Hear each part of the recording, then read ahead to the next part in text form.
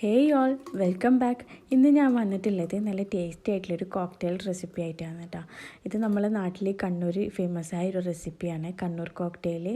നല്ല ടേസ്റ്റി ആയിട്ടുള്ള ക്യാരറ്റും പപ്പായയും ഐസ്ക്രീമൊക്കെ ചേർത്തിട്ട് റെഡിയാക്കുന്ന ഈ ഒരു റെസിപ്പി എങ്ങനെയെന്ന് നോക്കാം. പിന്നെ എൻ്റെ വീഡിയോ ആദ്യമായിട്ട് കാണണമെങ്കിൽ പ്ലീസ് ഒന്ന് സബ്സ്ക്രൈബ് ചെയ്ത് സപ്പോർട്ടാക്കണേ. പിന്നെ നിങ്ങൾ എന്തെങ്കിലും ഫീഡ്ബാക്കൊക്കെ ഉണ്ടെങ്കിൽ അതൊന്ന് കമൻസ് ആയിട്ടും അറിയിക്കണേ. ആദ്യം തന്നെ ഇതിന് മെയിനായിട്ട് വേണ്ടത് പപ്പായയാണ് കേട്ടോ. പപ്പായ നമ്മളിപ്പോൾ എടുക്കുമ്പോൾ നല്ല പഴുത്ത പപ്പായ എടുക്കാൻ വേണ്ടിയിട്ട് ശ്രദ്ധിക്കണേ. ഇതിപ്പം കുറച്ച് യെല്ലോ കളർ, കുറച്ച് ഗ്രീൻ കളർ, അങ്ങനെ റെഡിക്ക് അങ്ങനെ പഴുത്ത് വന്നിട്ടില്ല. അപ്പോൾ ഞാനിത് കട്ട് ചെയ്യുന്നില്ല. എൻ്റെ കയ്യിൽ ഓൾറെഡി ഉണ്ട്. ഞാനത് പഴുത്തത് കുറച്ചൊന്ന് മാറ്റി വെച്ചിട്ടുണ്ട്. അതിലാണ് കേട്ടോ റെഡിയാക്കുന്നത്. അത് എടുക്കാം. പിന്നെ വേണ്ടത് ക്യാരറ്റാണ്. നമ്മളിപ്പോൾ ഏത് പാത്രത്തിലാണോ പപ്പായ എടുക്കുന്നത് അതേ അളവിൽ തന്നെ ക്യാരറ്റും കൂടി എടുക്കുക. ഞാനിത് 2-3 വിസിലൊന്ന് വേവിച്ചെടുത്താണ്. ഇതിങ്ങനെ കണ്ടോ, ഈ ഒരു പരുവത്തിലുള്ള വേവാണ് വേണ്ടത്, അധികം അങ്ങനെ സോഫ്റ്റായി പോവാത്ത. എന്നിട്ട് നമുക്ക് ഇതൊന്ന് ബ്ലെൻഡ് ചെയ്തെടുക്കാം. അതിന് വേണ്ടിയിട്ടൊരു മിക്സർ ജാർ എടുത്തിട്ടുണ്ട്. അതിലേക്ക് നമ്മൾ പപ്പായയും ക്യാരറ്റും കൂടി ഇട്ട് കൊടുക്കുന്നുണ്ട് കേട്ടോ. അപ്പോൾ ഇതാ ഞാൻ ക്യാരറ്റും പപ്പായൊക്കെ ചേർത്ത് കൊടുത്തിട്ടുണ്ട്. ഇനി വേണ്ടത് പാലാണ്.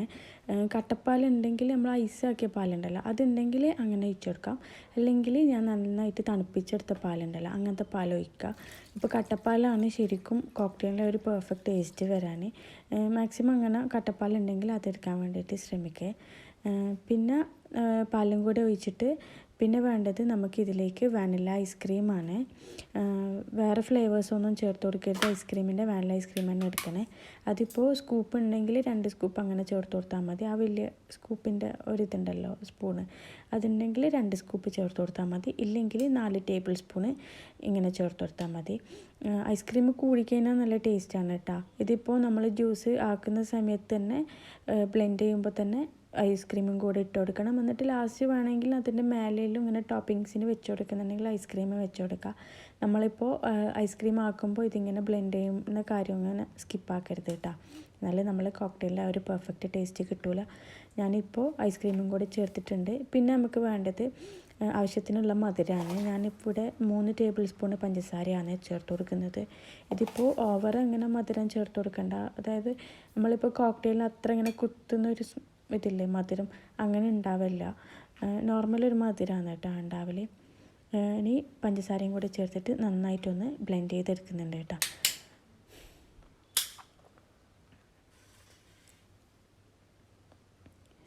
ഇതാ ഞാൻ നല്ലപോലെ അത് ബ്ലെൻഡ് ചെയ്തെടുത്തിട്ടുണ്ട്. ഇനി ഇതൊരു പാത്രത്തിലേക്ക് മാറ്റി കൊടുക്കാം. നമ്മളിതിങ്ങനെ ഡയറക്റ്റ് ഗ്ലാസ്സിലേക്ക് സെർവ് ചെയ്യണ്ട. നമ്മളെ കോക്ടെയിൽ ഒരു എന്താ പറയുക, അതിനൊരു കുറച്ച് സീക്രട്ട് ഇൻഗ്രീഡിയൻസ് ഉണ്ട് ചേർക്കുന്നത്. അതിലാണ് ശരിക്കും പറഞ്ഞു കഴിഞ്ഞാൽ അതിനാണ് ശരിക്കും ഫാൻസ് കൂടുതലുള്ളത് കോക്ടെയിലിന്. അതെങ്ങനെ നോക്കാം നമുക്ക്. നമ്മളിപ്പോൾ ഇത് മിക്സർ ജാറിന്ന് വേറൊരു പാത്രത്തിലേക്ക് മാറ്റണം കേട്ടോ എന്തായാലും. എന്നാൽ നമുക്ക് ബാക്കിയുള്ള കാര്യങ്ങളെല്ലാം ആഡ് ചെയ്ത് കൊടുക്കാൻ കഴിയും. അതിന് വേണ്ടിയിട്ട് ഞാൻ കുറച്ച് കാഷ്നട്ട്സ്, കുറച്ചെന്ന് വെച്ചാൽ കുറച്ച് അധികം തന്നെ എടുത്തിട്ടുണ്ട് കേട്ടോ. കാഷ്നട്ട്സ് കൂടുതലായി കഴിഞ്ഞാലാണ് ടേസ്റ്റ് ഉണ്ടാവില്ലേ. എന്നിട്ട് അതൊന്ന് ഡ്രൈ റോസ്റ്റ് ചെയ്തെടുക്കുന്നുണ്ട്. ഇതിപ്പോൾ വെറുതെ അങ്ങനെ ഇട്ട് കൊടുക്കാം, പക്ഷേ ഏറ്റവും കൂടുതൽ ടേസ്റ്റ് എനിക്ക് തോന്നിയിട്ടുള്ളത് ഡ്രൈ റോസ്റ്റ് ചെയ്തെടുക്കുമ്പോൾ കേട്ടോ. പിന്നെ വേണ്ടത് കോൺഫ്ലേക്സ് ആണ്, അത് മസ്റ്റാണ്. പിന്നെ ഇതില്ലെങ്കിൽ ഇതിൻ്റെ കൂടെ അനാറുണ്ടെങ്കിൽ അനാറും എടുക്കാം. ഞാനിപ്പോൾ അനാർ ഇട്ട് കൊടുക്കുന്നില്ല. എന്നിട്ട് നമ്മൾ ഏത് ഗ്ലാസ്സിലാണോ സെർവ് ചെയ്യുന്നത് ആ ഗ്ലാസ്സിലേക്ക് നമ്മളെ കോൺഫ്ലേക്സ് ഇതൊക്കെ ഒന്ന് ചേർത്ത് കൊടുക്കാം. ഡയറക്റ്റ് അങ്ങനെ നമ്മൾ ഓൾറെഡി മാറ്റിയ ജഗ് പാത്രങ്ങളും ഉണ്ടാവില്ലേ, അതിലേക്ക് കംപ്ലീറ്റ് അങ്ങനെ ഇട്ട് കൊടുക്കരുത്. നമ്മളിങ്ങനെ സെർവ് ചെയ്യുന്ന സമയത്ത് ആ ഗ്ലാസ്സിലേക്ക് അങ്ങനെ സെറ്റ് ചെയ്ത് കൊടുത്താൽ മതി. ഇതിപ്പോൾ കോൺഫ്ലേക്സൊക്കെ അങ്ങനെ കുറേ നേരം അങ്ങനെ കൂടുതലങ്ങനെ ജ്യൂസിലൊക്കെ ഇട്ട് വെക്കുമ്പോൾ അങ്ങനെ സോഫ്റ്റായി പോവുമല്ലോ.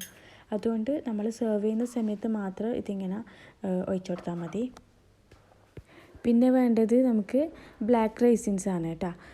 ഇത് എന്തായാലും മസ്റ്റാണ്, സ്കിപ്പാക്കരുത്. നല്ല ടേസ്റ്റാണ് ഇതും കൂടെ ചേർത്ത് കഴിഞ്ഞാൽ. ഇതിപ്പോൾ നമുക്ക് ഇങ്ങനെ പ്രത്യേകിച്ച് മെഷർമെൻ്റ് ഒന്നും ഇല്ലേ. ഇതിപ്പോൾ നമുക്ക് എത്രയാണോ വേണ്ടത് കഴിക്കാൻ അങ്ങനെ ചേർത്ത് കൊടുക്കാം. കൂടുതൽ ഇതുപോലത്തെ നട്ട്സും കോൺഫ്ലേക്സും അനാറെല്ലാം ഇങ്ങനെ കുടിക്കുന്നതല്ലാണ് കേട്ടോ ടേസ്റ്റ്. ഇങ്ങനെ നമ്മൾ കുടിക്കുമ്പോൾ ഇങ്ങനെ കഴിക്കാൻ കിട്ടുമല്ലോ, അങ്ങനെയാണ് ശരിക്കും ടേസ്റ്റ്. എന്നിട്ട് നമ്മൾ ജ്യൂസ് ഒന്ന് മിക്സ് ചെയ്തിട്ട് നമ്മൾ കുറച്ച് നേരമായല്ലോ അടിച്ച് വെച്ചിട്ട്, അപ്പോൾ കുറച്ച് തിക്കായിട്ടുണ്ടോ അന്നേരം മിക്സ് ചെയ്തിട്ട് ഇങ്ങനെ ഒഴിച്ചു കൊടുക്കാം.